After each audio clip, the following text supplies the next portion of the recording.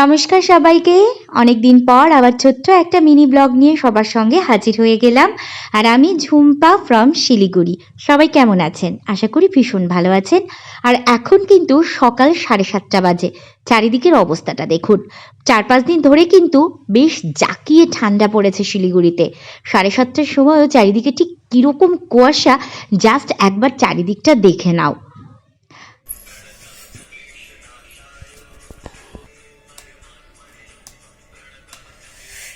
তো বাইরের অবস্থা তো দেখলে, মারাত্মক ঠান্ডা।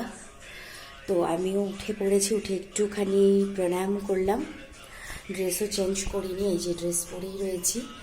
আর এখন গিয়ে হচ্ছে রান্নাঘরে ঢুকবো ফ্রেশ হয়ে। আজকে আবার আমার মামামের রেজাল্ট, তো ভয় আমারই বেশি লাগছে। যাই হোক, যা হওয়ার তো হয়ে গেছে।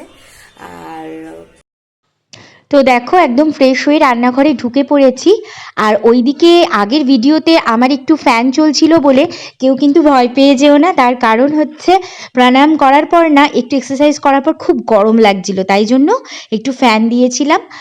আর শীতকালে তো ভেবেছিলাম আলুর পরোটা বানাবো, তো আর বেশি ঝামেলা না করে চটজলদি তাই এই ঠান্ডার মধ্যে একটু গরম গরম পাস্তা আর ডিম পোচ বানিয়ে দিলাম মাম্মামকে। ও এটা খেয়েই আজকে স্কুলের রেজাল্ট আনতে বেরোবে।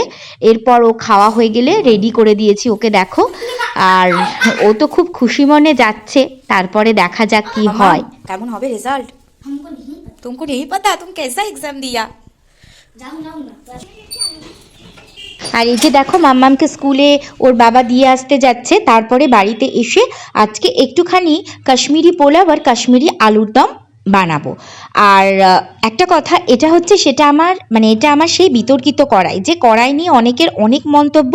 কিন্তু কি একটা জিনিস আছে জানো তো, যে কোনো জিনিস সংসারে যতই পুরনো হয়ে যাক, দাগছোপ হয়ে যাক না কেন, সে জিনিসগুলোর সঙ্গে না আমাদের বেশ কিছু স্মৃতি জড়িয়ে থাকে। তাই সেগুলোকে না চট করে ছাঁটতে ইচ্ছে করে না। তো এই কড়াইটাও আমার সেরকমই।